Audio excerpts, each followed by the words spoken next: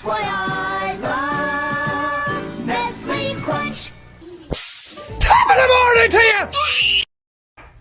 Hey sis, now if I could go back and change the way I was thinking, I would, but that wouldn't have got me to God that way. I wouldn't have been able to experience God's grace, mercy, love, kindness, right?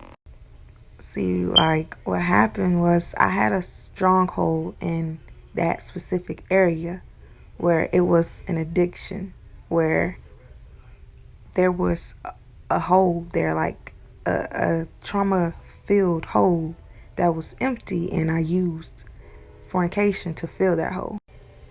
And of course, God is so understanding. He knows us by name, and he knew how that was a struggle for me.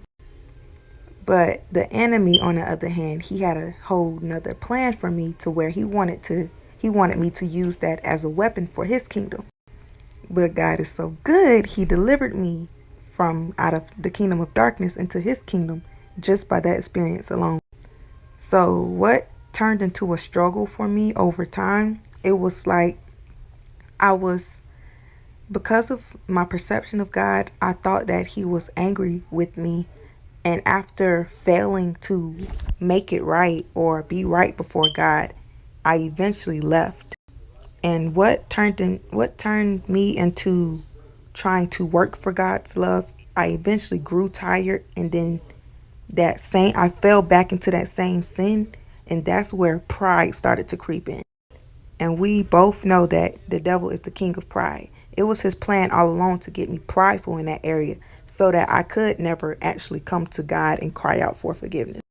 And although I knew that was wrong, it was thoughts. It was that spirit, the spirit of pride, telling me this in my head.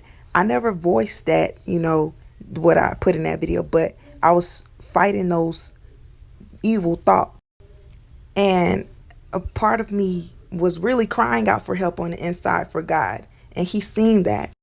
And I went through that season of rebellion towards God, but he was still waiting for me. He still eager to see me. And eventually he tore all that down. He grabbed me, he grabbed a hold of me, and I eventually cried out to him. And that's when I realized that I can't work for God's love. I have to receive his love. And now here I am, by the grace of God, a whole different person, no longer struggling with the addiction of sexual sin.